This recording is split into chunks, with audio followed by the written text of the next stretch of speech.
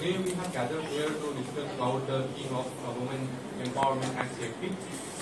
Truly, in the Indian context, is the matter. We have faced a lot of difficulties in the case of women, and if we consider those nations who are already developed, for instance, we can talk about the Western countries, and even for the case of Japan and some of the, countries like China.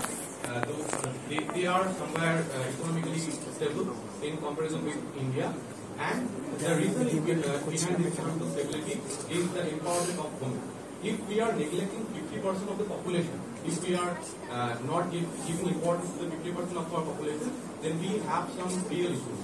And we have to take care of these issues. We have to, give empowerment to the women. We have to give them the opportunity where they can, express themselves freely. And we have to address their personal views on every single thing. And what I myself have realized that in the case of India, the core problem comes from the religious practices. In the case of Hindu community and in the case of Islam community and other communities, we have some different kind of practices for the female, and we have a different kind of practice for the male, and that's the core area of concern. We have to read the religious scripts, we have to change the religious scripts, and we have to modernize them. And then only we can develop. I myself have realized that in the 21st century, if we have to, develop in the economical sector, we have to empower the female. Without their contribution, we never gonna fly high. And more specifically, in the case of, safety, I myself have realized that in the Indian context, yes, females are somewhere not only marginalized, but also they are not safe at their home. We have witnessed that what has happened to the Nirbhaya case, that the woman, the mother, not only the victim who already gets murdered in the past, but also raped and murdered in the past, but also her mother had to wait 7 years to get the justice. And she has to, after the incident, she has to tackle so much difficulties and challenges in the court. And she has to wait 7 years for the justice. And in the case of RG Kaur, we have seen the war has taken for the incident, but still we didn't get the justice even today. It's almost 1 year now, and still the state government and the central government has failed to give the justice. So definitely it's a real concern for every single person in the society, and we have to find out a solution for this real issue. And without, I would like to address the safety issues not only in the personal level but in the professional level.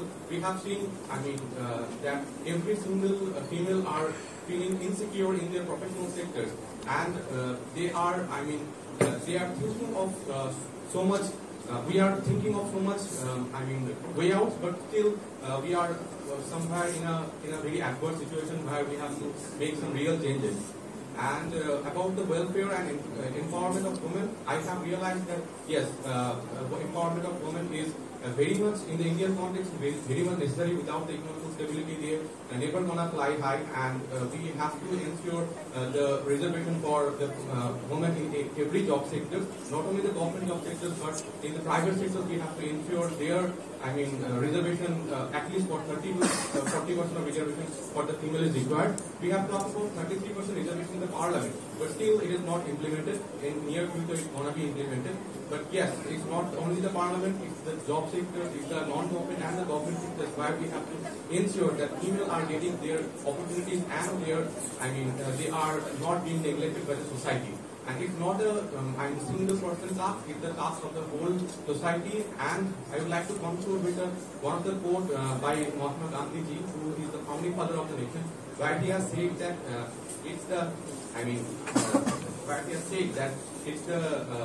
women, it's the country, it will get its true independence when we can ensure the fact that women are freely roaming or walking in the street at the night, whenever they want, wherever they want to go, they should not feel insecure. So it is the responsibility of the society, it's the responsibility of us that we can ensure the fact women are feeling safe wherever they go, whenever they go, at 2 a.m. in night, at 12 a.m. in night, they should feel safe, and it's the responsibility on our children. Thank you.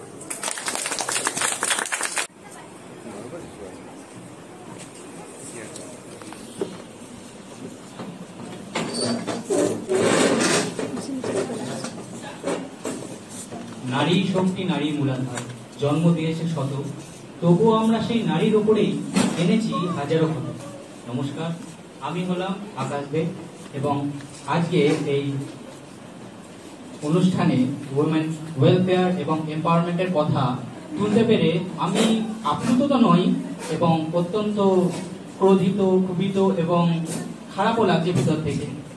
কারণ একটা গণ্ডিবদ্ধ যে পরিস্থিতি বা এই যে room, এর মধ্যে কি আমরা ওমেন সেফটির কথা নিয়ে যাচাই করতে পারবো, যেখানে বাস্তবে বাইরে গিয়ে আমরা বাসে, ট্রেনে, ট্রামে দেখতে পাবো কত হাজার হাজারো মহিলা তারা অত্যাচারিত হচ্ছে, পীড়িত হচ্ছে, নিপীড়িত হচ্ছে এবং তারা নিজেদের জন্য ঠিকমতো করে কথা বলতে পারছে না, নিজেদেরকে সম্মানিত ভাবতে পারছে না।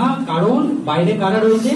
আমাদের মতো কিছু লোভী ছেলেরা, যারা তাদেরকে একদমই মা, দিদি, বোন কারুর চোখে দেখে না, শুধু ভোগ্য পণ্য হিসেবে দেখে। শুরু করতে গিয়ে বলা যায় যে ওমেন কথাটাই তো ভুল। ওমেন কথাটার মানেই তো ছেলেদের থেকে জাত একজন জিনিস। আমরা যেখানে মহিলাদেরকে জিনিস হিসেবে ট্রিট করছি, সেখানে ওমেন এম্পাওয়ারমেন্টের কথা বলাটা কি আমাদের সাজে? যেখানে আমরা আজকের এই সমকালীন পরিস্থিতিতে দাঁড়িয়ে ভাবছি যে নারীদের কি আসলে কোথাও সম্মান আছে, অধিকার আছে?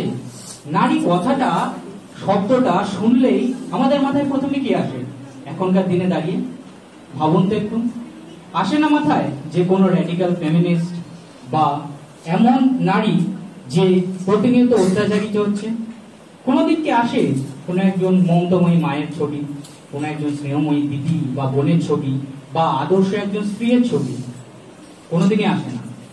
এই পরিস্থিতিতে দাঁড়িয়ে আমরা শুধুমাত্র কথাই বলতে পারছি, কাজ তো কিছু করতে পারছি না। কাজ করতে গেলে আমাদের বাইরে বেরোতে হবে, আমাদেরকে মহিলাদেরকে সমস্ত অধিকার দিতে হবে। কোথায় তারা অধিকার পাচ্ছে?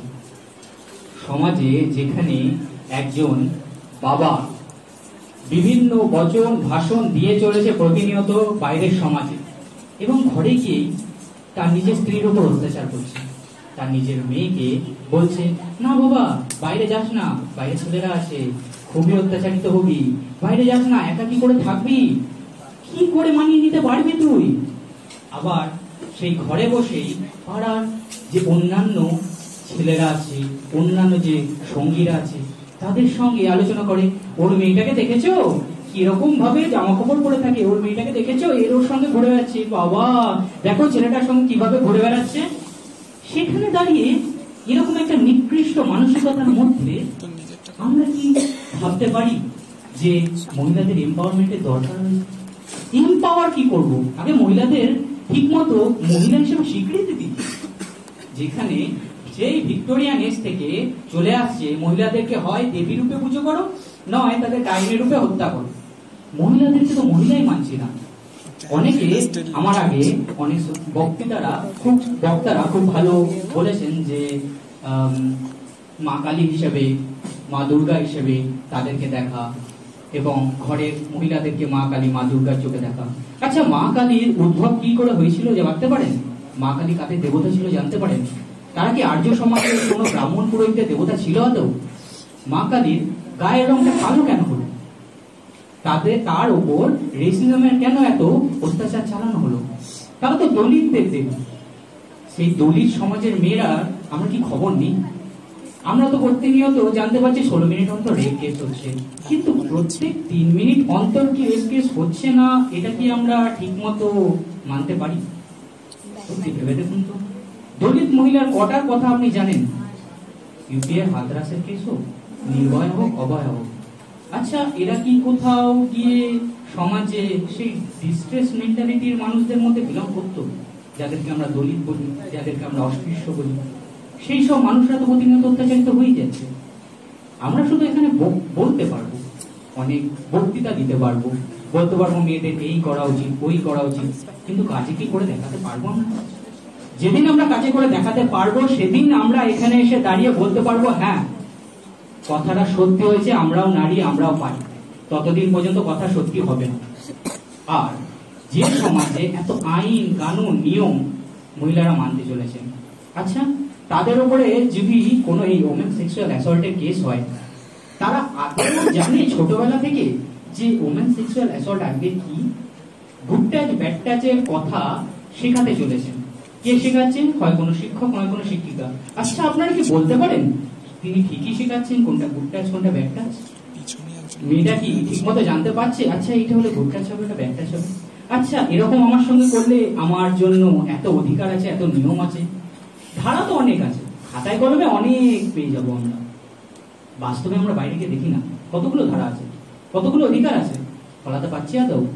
আচ্ছা, আপনাদের মধ্যে যারা বসে আছেন মহিলারা বা পুরুষরা, তাদের মাথায় কোনোদিন আসেনি একজন মহিলাকে দেখে, পুরুষদের কথা বলছিল, তাদের মাথায় কোনোদিন আসেনি একজন মহিলাকে দেখে যে মেয়েটাকে দেখো তো দেখতে সুন্দর বল, বা এখনকার দিনে দাঁড়িয়ে মেয়েটাকে কি বলা হয়? সেক্সি। এত বাজে মেন্টালিটির স্বভাব আমাদের। তারপরেও এসে দাঁড়িয়ে আমরা বলছি, আবার মেয়েদেরকেও বলা হচ্ছে যে মেয়েরাই মেয়েদের শত্রু। আমার আগে অনেকেই বলেছেন মেয়েরা মেয়েদের শত্রু। কারণ একটা মেয়ের সঙ্গে ঘটে যাওয়া কোনো ঘটনার পরিপ্রেক্ষিতে আমরা যখন তার ঘটনা শুনি, এই বাবা আমার মেয়েটা কি দোষ? একটা মেয়েটাকে কি দোষ দেয়? সাপোর্ট পর্যন্ত করে না, বা বুঝতে যায় না তার পরিস্থিতি কতটা, তার মধ্যে দিয়ে কি গেছে। বলে পুলিশে যা, এই যা, ওই কর, একে বল, বা মামাকে বল, ওকে বল। আচ্ছা, পরিবারের সম্মান নেই, এটাও তো বলা আছে নাকি? মেয়েটাই পরিবারের সম্মান বাঁচাবে, পরিবারের লোকদের কোনো দায়িত্ব নেই। তো আমি এটাই বলতে চাই যে কথায় নয়, নমস্কার জানাচ্ছি, শুভ দুপুর।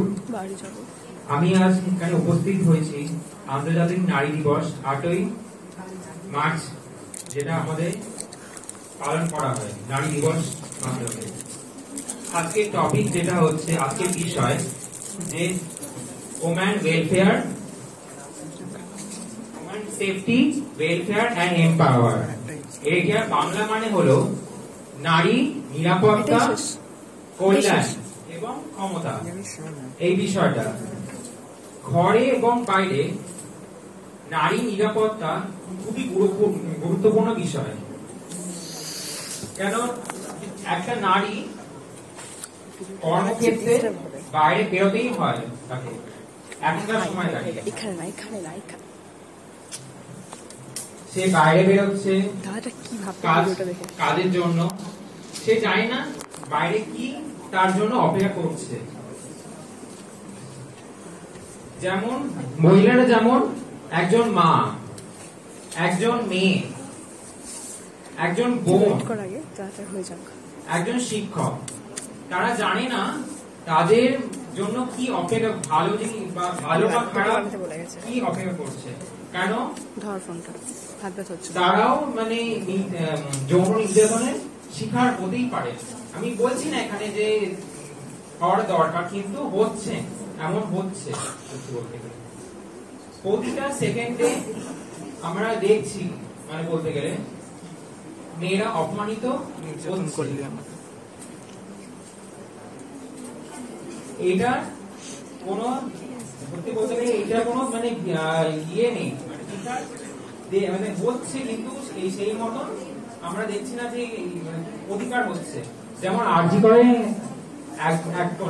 8 থেকে 9 মাস হচ্ছে আজকে আরজি করে যে কাণ্ডটা হয়েছিল, মানে বলতে গেলে সেই কাণ্ডটা এখনো নির্মূল হতেও সেইটা নির্মূল এখনো পর্যন্ত হলো না। কেন? ওপরের তলায় মানুষজনরা ওপর তলায় আছে, কিন্তু তারা সেই মানে বিচার যে এটা করবে সেইটা চিন্তা ভাবনায় আসছে না সত্যি বলতে গেলে। কেন? তারা বুঝছেন না যে এক মায়ের চোখের জল বা এক বাবার চোখের জল, এক মেয়ে গেল, তাদের গেল, আলটিমেটলি তাদের গেছে ওটা, কিন্তু আলটিমেটলি অন্য কারো তো ক্ষতি হচ্ছে না, কিন্তু তাদের মেয়ে সন্তানে চলে গেল। সেই চোখের জল এক মা আর এক পিতা, অসহায় পিতা, সেই বিচার কবে পাবে সত্যি বলতে গেলে? এই বিচার আমরা আজও মানে সন্ধানে চলছি সত্যি বলতে গেলে। স্কুল কলেজে এবার আসছি আমরা স্কুল কলেজের বিষয়। স্কুল কলেজেও মানে বলতে গেলে নারীরা নিরাপদ নয়, সেখানেও নারীরা যৌন নির্যাতনের শিকার হচ্ছে প্রতিটা স্তরে। আমরা দেখতে পাচ্ছি যে বাসে ট্রেনে যারা আমরা প্রতিনিয়ত মানে যারা নারীরা যারা আছেন, মানে বলতে গেলে যারা বাসে ট্রেনে যাচ্ছেন প্রতিদিন, বাসে ট্রেনে ট্রামে তাদের দৈনন্দিন ট্রান্সপোর্টে যারা ইয়ে করছেন তারা অনেক যৌন নির্যাতনের শিকার হচ্ছে পুরুষের কাছ থেকে। কারণ পুরুষরা জানে না, মানে কিছু পুরুষ আমি বলছি তারা জানে না কি কাজ করতে হয় মেয়েদেরকে, কেমন ভাবে কাজ করতে হয়। তারা এই সেন্সে বলা উচিত না, তারা কোমরে হাত দিচ্ছে মেয়েদেরকে, সেই কাজ করা হচ্ছে, পিঠে হাত দিচ্ছে। তারা জানে না যে কিভাবে একটা মেয়েকে ছুতে হয়, মানে বলতে হয় যে হ্যাঁ করুন না, সেটা জানে না তারা। সত্যি বলতে গেলে তারা সেইভাবেই ট্রিট করছে, এটা করা উচিত না। কেন তাদের ঘরেও অবশ্যই মা বোনেরা আছে, তাদের সেটাকেও মাথায় চিন্তা ভাবনা করতেই হবে। মা বোনেদের কথা মাথায় রেখে আমি একটা, আমার বাড়িতে আমার বোন আছে, ছোট বোন, সেও তো মানে শিখবে, জানবে যে হ্যাঁ তার দাদা জিজ্ঞেস করে যে কি মানে